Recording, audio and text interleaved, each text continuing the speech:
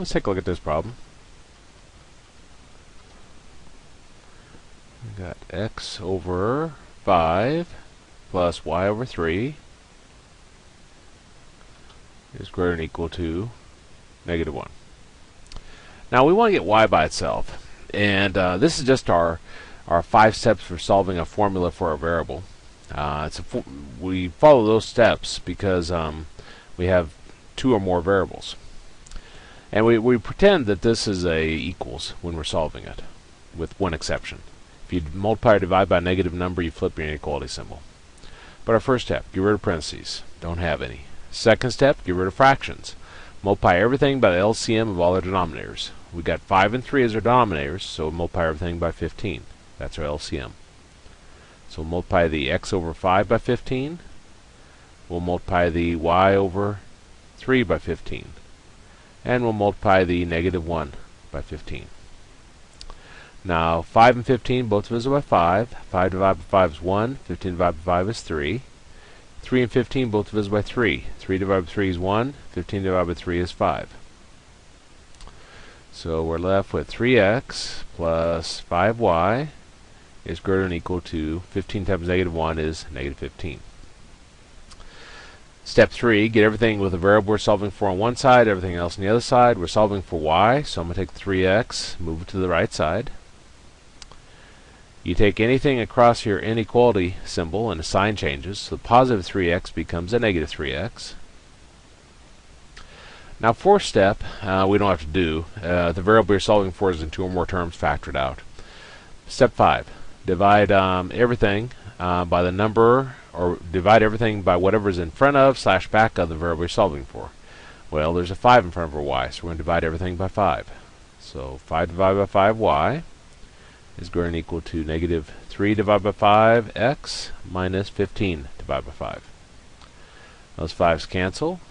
And we've got y is greater than or equal to -3/5 x minus 15 divided by 5 is 3. So we have y by itself. Now, if you have a greater than or equal to, it means it's an upper right-hand triangle. If you had a less than or equal to, it would be a lower left-hand triangle. If you got a less than or equal to or greater than or equal to, it's a solid line. If it was a less than or greater than, it would be a dotted line. Well, now we're ready to graph this. If you can get y by itself, you can plug it in your calculator. So I'm going to press my y equals, press clear. For most of your calculators, when you do that, it clears out this far left. Mine doesn't. Has a little bug in the emulator. And there's certain TI-84s also have that. I left arrowed until my flashing cursor's on this upper right-hand triangle, or whatever you have here. And then I'll keep pressing enter until it's a normal slash. There we go. And this is what most of you see when you press y equals and clear. Well, this negative here is the very beginning of our problem, or this dash is the very beginning of our problem, so it's a negative. So that's a -3 divided by 5x.